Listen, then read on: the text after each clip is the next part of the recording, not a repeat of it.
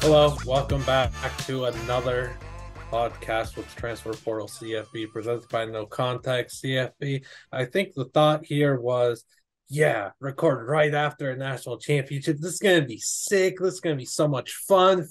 Just feeling it after the highs and the lows of a great championship game, or so we hoped. Instead, it's an unmitigated disaster for everyone that's not named Brian or Doug at the Transfer Portal CFB. An unmitigated disaster for every college football fan that doesn't root for the Dogs or the SEC, where it just means more. That game was it was actually a short story, just filled with a bunch of sighs and Georgia running down the field with these. It was not a fun football game, but anyway, we're here to break down that incredible display of football from the Horned Frogs. And we're going to talk about some other stuff going down the next year and all that. I don't know. Brian is a national champion again. Dylan's here too. Fun stuff. Woo. Yeah. Football. Go Bruins. You too, Brian. Uh, let look. That was a I'm good just intro. I just wanted to say that. that I was felt like there should not have been a big pause there. that was a bit better intro than anything that happened in the last 4 hours plus.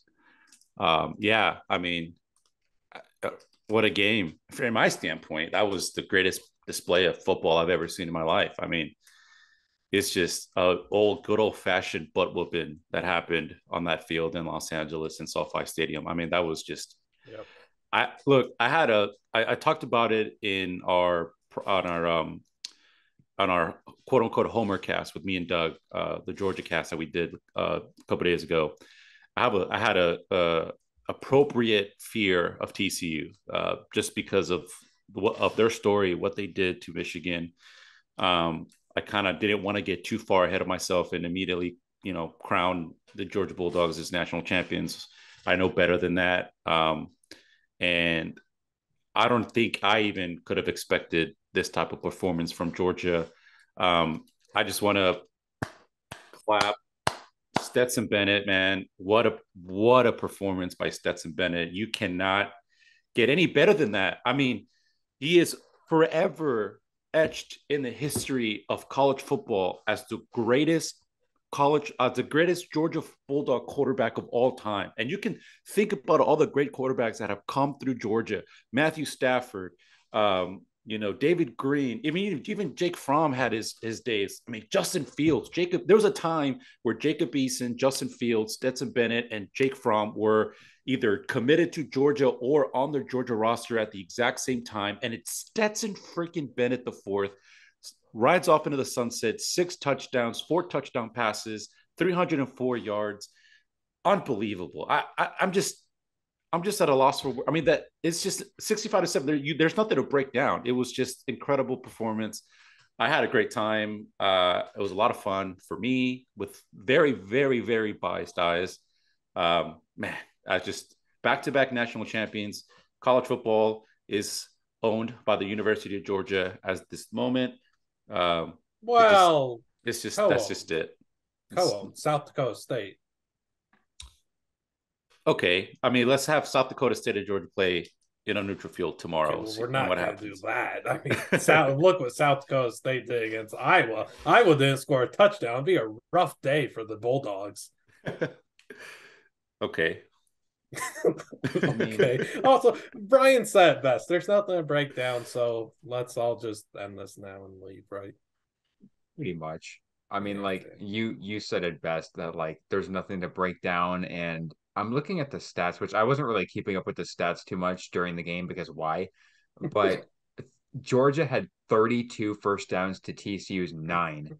And just before we started recording, we were trying to figure out after TCU's touchdown, that complete coverage bust, the only blemish on Georgia's day, Who's been did the TCU get back to Georgia territory? And they did once, and then Max Duggan got sacked and they punted or turned it over on downs, I think. But at that point, it was already 52-7. So like, you get the feeling that there was absolutely nothing close about this game. I think in our group chat once, TCU had a 3-and-out to start, and then Georgia scored a touchdown right after. Most of us were like, it feels like that's kind of wraps here, isn't it? Like it doesn't feel like TCU is gonna gonna really rally. And then they did get the one touchdown. We're like, okay, maybe. And then yeah, lights out. I mean, I said the game was over when it was 7-0. Like I pretty much after the first two plays, I was like, yeah, this is cooked. This is GG's. The men in the trenches are just too much at Georgia, and that was the true difference in this game. And I had to listen to Brian and Doug all night tell me, oh, too much time left. Give the Hypno Toad some respect. A lot of game left, a lot of ball game. I've seen bigger leads choke, blah, blah, blah. It is 52-7.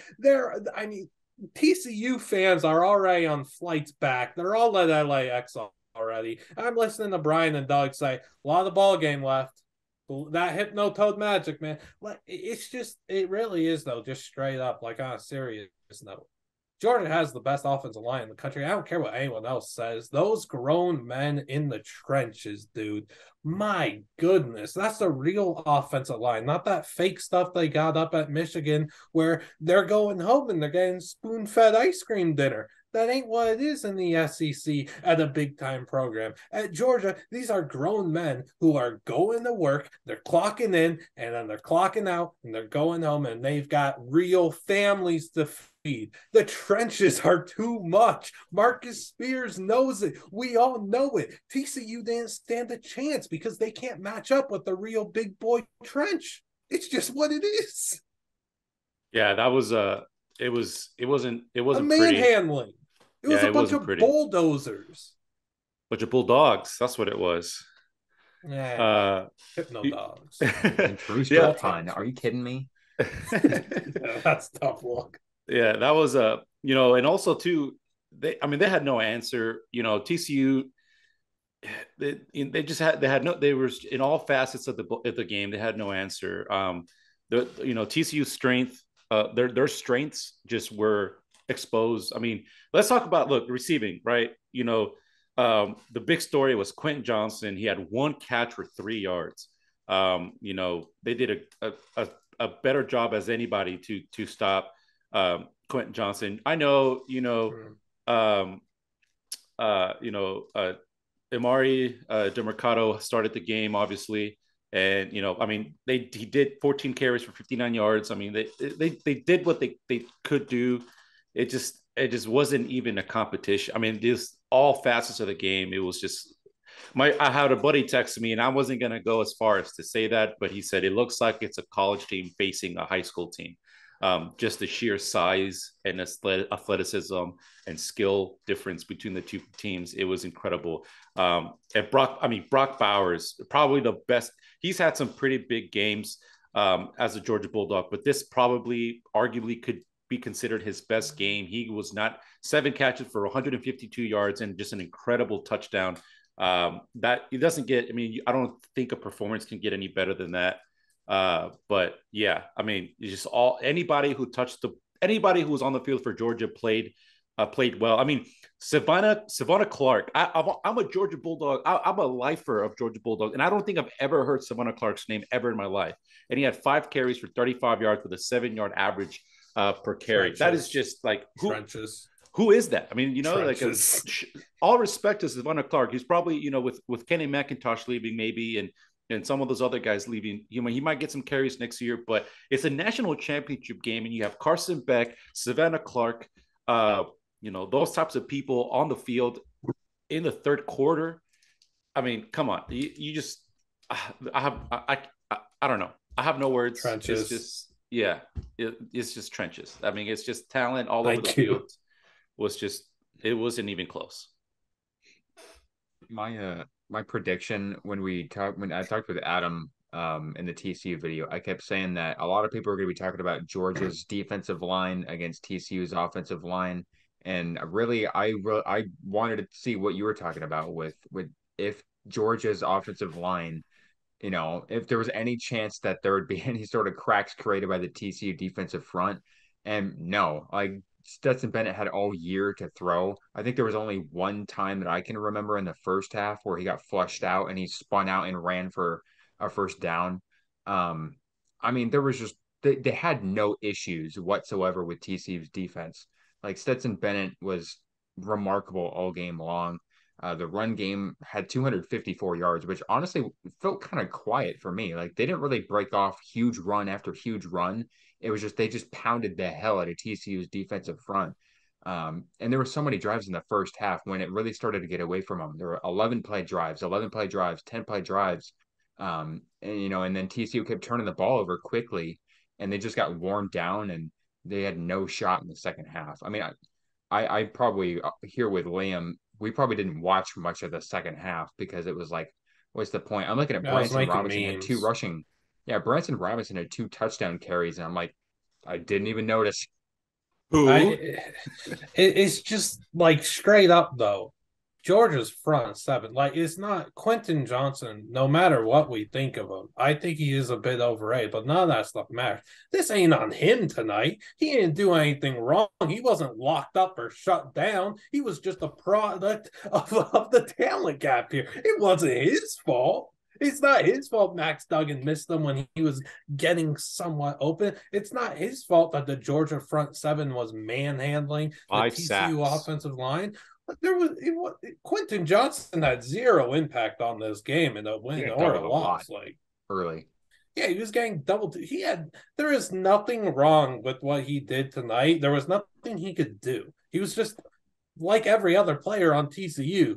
He was in Alcatraz tonight. There was nothing for him to do. And it's just straight up again, the whole talent gap thing. It's we could say talent gap or whatever, but it's just the trenches. It really is. Georgia's ability to get pressure consistently, and Max Duggan wasn't able to use his legs and electrify in the way that he does, extend plays, blah, blah. That stuff wasn't there ever, all night long. This was a complete shutdown. TCU never got to play their game, as Brian alluded to earlier. Their game is showcase that speed, explosiveness, that burst, that quickness. They weren't able to do anything. There was no space on the field. The same basketball. It was essentially 11 versus 22. Maybe it was 1 versus 22. I don't know. It was a complete mismatch. And just for anyone that's saying, like, anybody that's complaining that TCU got here, stop talking. Like you're just watching the wrong sport at this point. You should not be, you're not investing into the right sport. TCU earned every right to be here. I would say there are a handful of teams that could compete with this Georgia team. Obviously Missouri, right? Obviously Kent State. But Ohio State, Alabama, and Clemson's defense, like those are the teams that can compete with Georgia toe-to-toe in the trenches. They could match personnel and everything. They could do everything.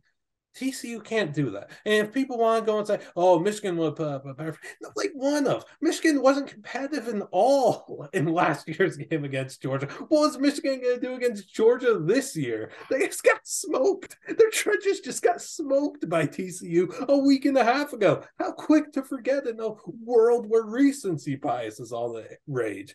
Michigan will have lost by like 40 plus 2. Stop crying. And just to all those people that again say, oh, TCU doesn't deserve to be here, then you should be happy that an expanded playoff is coming because TCU probably ain't going to get there because they'll get exposed in the playoff as they should, in your perspective, because they're outmatched.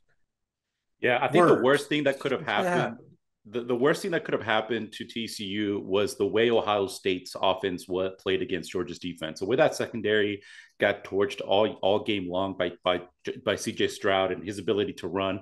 You know, I'm pretty sure Kirby Smart was not very happy with that defense at the end of that game, and spent all week in the film room, you know, dissecting their performance against Ohio State. I truly believe that if Georgia would have played a better game against Ohio State defensively, TCU might not have had only 7 points and 5 sacks against them. 10, maybe 10-4. Maybe, yeah, it definitely. But it wouldn't have been. I mean, Georgia's defense came out on a mission. The whole week, and I'm not here to say that Georgia was doubted. Come on, I'm not oblivious to that. I don't believe that. Only Kirby doubted them. Yeah, exactly right. You know, but they knew that the game against LSU, even though the game wasn't close, they gave up over 500 yards passing to LSU, and then obviously the game against Ohio State where they nearly lost and they gave up 41 points. And CJ Stroud played probably his best game that he's played in an Ohio State uniform. That was the worst thing that could have happened to TCU because Kirby Smart was not going to let that slide and just be okay with that. And even Georgia might have still beat TCU pretty handily if they had won by 2-3 touchdowns against Ohio State. But because of that performance, you don't think those guys were coming into this game motivated? And I watched during pregame, and they showed, how do you keep a team like this motivated? And they asked which I think Nick Saban is an amazing analyst. I hope that when he retires from coaching, he becomes a mainstay on the College Game Day set, because he's incredible. Obviously, he's an incredible coach and an incredible analyst. He asked him, "How do you keep me? You'd rather him not be on the transfer portal CFB crew?" That's I mean, you're right. He's going to be the next. He's going to be our and Kevin Sumlin, a resident coach the coach's expert. Corner. The coach's corner with Kevin Sumlin and Nick Saban coming to the Transporter CFB. So keep an eye on that. But just ask him, like, how do you keep a team motivated after winning last year? And he said something along the lines is that you point out things that they can improve on. If you have a coaching staff that doesn't get complacent, even because some coaches can get complacent too. They have a championship and like, oh, we won, we're cool, we're set. But no, if you have a coaching staff that continues to improve and continues to show, things that you can improve on, they're going to continue to have that fire and that hunger. And I'm pretty sure Kirby Smart was not very happy after that Ohio State performance on that defense side of the ball. And they responded. How did they respond? By allowing 7 points. And the only reason they honestly, without that busted coverage, which was a lack of communication between Javon Bullard and Keely Ringo on that long 60-yard pass to Darius Davis. If that doesn't happen, they might have been shut out. It might have been 65-0, or even more. So yeah, that was the worst. 66-0. Maybe makes an extra point. Or spin zone. Maybe that busted coverage doesn't happen, and TCU has a long, methodical drive to score a touchdown, and now it's a 10-7 game. And then TCU goes for an onside kick, and they recover, and then they score, and now it's 14-10. Wow, what a world! What a spin zone. Yeah, we talked about how Brian's team just won a national championship about an hour plus ago, and Liam is like 814 times more energetic than he is. Because he's still stuck on the Ohio State game for some reason. When Georgia could beat Ohio State by 46, I'm telling you, it wouldn't have mattered. They have still blanked TCU in the way that they did. They have still shut them down. It's the trenches. I've also had a few alcoholic beverages, so I'm a little mellowed out right now. I'm in a hubris mood at the moment. Well, I need to expose myself for a minute because I wrote this. What was this, yesterday? I wrote this yesterday in my keys to the game for TCU. Actually, this was today. Never mind. This was today. So if you're watching this was Pin them inside the 5 on your punts. No, keys to the game for TCU. I talked about TCU has to play their game. I said, we've seen it all too often that a team that is new to this stage shies away from what it does best, but we never saw that from TCU in the Fiesta Bowl. So I'm confident that this shouldn't be an issue in the national championship game. And, early on, it was like, okay, that first big play, Max Duggan obviously underthrew that. But they still, were picking up some yards. They're moving the ball a little bit. And then they started turning it over, which we saw them do a little bit against Michigan. But they were still able to bounce back, and they didn't flinch. And they flinched so hard in this game. Like, as soon as it got down to 17-7, it just seemed like their offense, the energy, the separation from receivers, the run game was getting shut down. Max Duggan seemed to be a little more hesitant. The pocket awareness kind of went away. Normally when they're down by double digits, we've seen it all year long that his eyes almost open a little bit more. It's like, okay, I've got something to work towards now. I've got motivation, but it was just different. And I've talked about it all week long. You just can't fall behind against Georgia. And this was why. It was a complete avalanche. Yeah, Sonny Dykes said it himself in the halftime interview. They asked him, like, what happened? He's like, they're just too wide-eyed. They got wide-eyed. I mean, they're just the moment got too big for him early on, and he had to kind of find a way to hone that in, have him calm down. And obviously, he's a head coach. He's going to do what he can to try to get this team back in. I mean, if anybody was going to come back from 31 points, it's TCU. I mean, they're the last ones to do it, which I think we talked about that in the group chat as well. Say, hey, TCU came back from 31 in the 2016 Alamo Bowl. So who Now says this is just rude. who says that they couldn't do it again? But yeah, I mean, it's exactly what happened. They went down, and that's kind of it. If TCU needed a chance to win, if TCU for TCU to have a chance to win, they needed to score early and to kind of keep that momentum on their side. Once that momentum was sucked out of the stadium for TCU, I mean, it was pretty much over at that point. I genuinely believe that these two teams could play 100 times and Georgia wins 100 times and maybe a handful of times it's within 10. Yeah, I think that this was best case scenario championship matchup for for Georgia of like contenders. This was worst case for TCU. It's just a team that they can't compete against because of the trenches. Like that's where it's all going to go back to. They have zero time to use their offensive skill set to their benefit, their team identity, because Duggan's under pressure. He's got nowhere to run against that front seven, and they're able to just double Quinton, and it's a tough time. I get it. They also without Kentre doesn't even make a difference in this game either. It's just. And then again, you look at the offense, and yeah, Georgia only had 6 yards carry. What they do? It felt like they were running for 8 or 9 a carry. Like it's just grown men paving the way like bulldozers, like bulldogsers. Shout out Andrew Ster because he would probably say that. So there's a little hat tip to him. But I don't know, man. It's just worst case scenario for TCU. They have been able to put up a better fight against Ohio State. There's no doubt in my mind. It wouldn't have been like 65-7. I think Ohio State wins fairly handily still. I would pick Ohio State to win that game by 14-15-ish still. But and for anybody to do but Ohio State lost to Michigan. Why do you play those games? Those games don't matter. Like, what are we doing? Can we say that this is I'm trying to be unbiased here, but could we say that this is the best 2-year run in college football? I mean, at least recently, at least in the last, maybe 15, 20 years, could we say that? I mean, just look at the numbers that Georgia has what Georgia has done the last 2 years. And I wrote this in the preview article as well. So check that out if you want to read about it as well. They've so obviously there's 14 weeks in a season. And they've ranked number 1 in 20 of 28 weeks the last 2 years in the AP poll. In the college football playoff poll, they've been 10 of 12. And the only 2 times they were not number 1 was this year in the inaugural college football playoff rankings with Tennessee was number 1. And then that very same week, what did they do? They go out there and dominate Tennessee and take that number 1 ranking right back. And then was last year after the loss to Alabama in the SEC championship game. And then what did they do? They come back and beat Alabama again in the national championship game.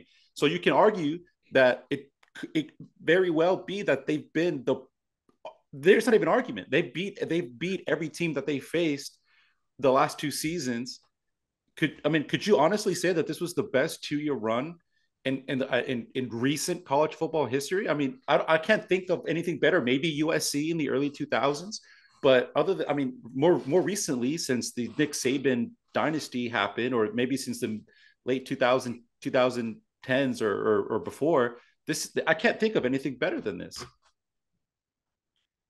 I mean, I think some of those Alabama years were pretty solid. I mean, you can't really get any better than, you called it a dynasty, Nick Saban dynasty, but it seemed like it was every other year sort of thing. Obviously they haven't won back-to-back since 11-12, but even then it didn't really feel like those 2 teams were as dominant as these Georgia teams. In my eyes. I mean, that Notre Dame championship game was not close, not to this extent, but that one wasn't close either. And that was a very similar thing. It was just a massive talent gap from head to toe. I mean, you go back to 90s Nebraska, with Tom Osborne, those teams were dominant. Miami, I don't think Miami ever won back-to-back titles. So, no, they lost to Ohio State that next year, right? Then that other upset.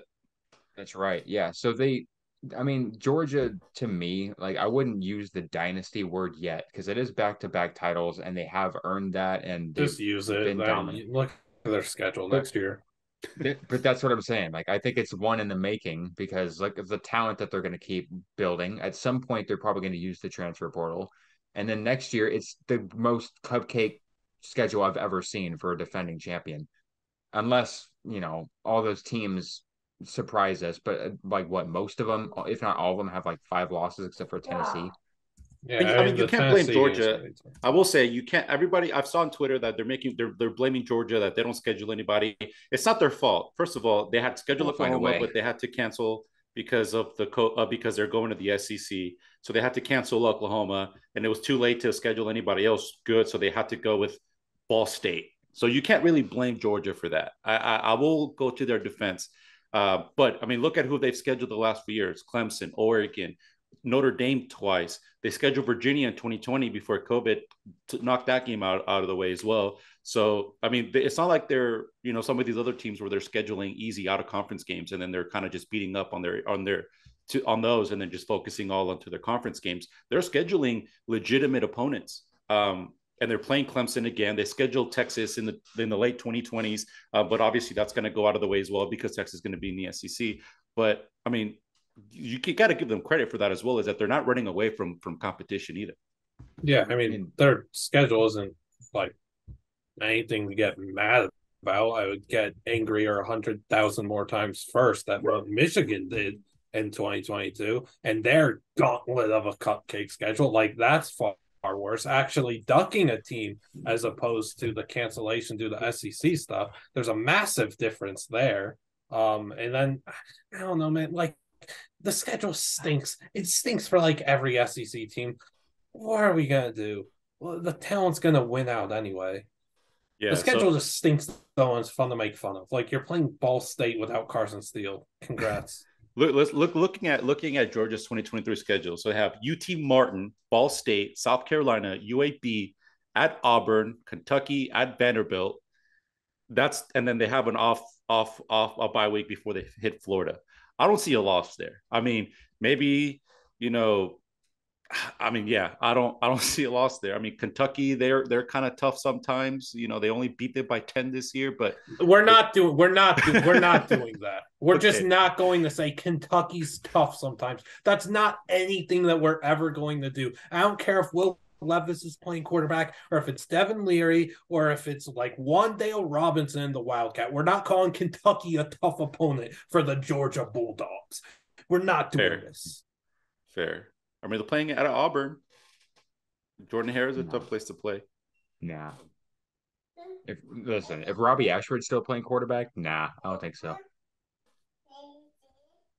Yeah, so Speaking we'll see what happens. I like the kid, but I don't think so. No, the only game that remotely should scare a Georgia Bulldog fan is in Knoxville. That is the only one. Really? But even then, I'm not sniffing at that. What about Joe Milton is gonna? I got my Clark little Lee good luck said charm. that they're going to have the best football program in the country in no time. So I think at Vanderbilt's a very tough game. Could be Vandy. Yeah. Can we just say that this kid right here is not even 2 years old, and he's witnessed 2 Georgia championships in his life? Yeah, must be nice. Like, I'm 26, and it took me 25 years to witness a Georgia championship. He's not even 2, and he is 2 for 2, and he poops his diapers. Here. Congratulations. Weird flex, but okay. The national championships, not the diapers. All right. Well, do we feel any other talking points here? Because I don't. Yeah, 2023 for non-Georgia stuff. Who's going to compete with him? Is that the question here? I mean, like, I don't know. Have to throw Alabama in there. LSU. Yeah, Alabama, I mean, they're still going to be competitive. And I think Nick Saban watching what Kirby Smart did tonight is not going to make him very happy.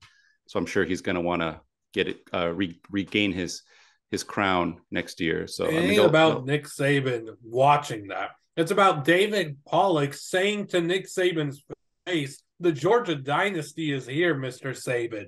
And Saban awakening. And like, yeah, I'm putting it on the list.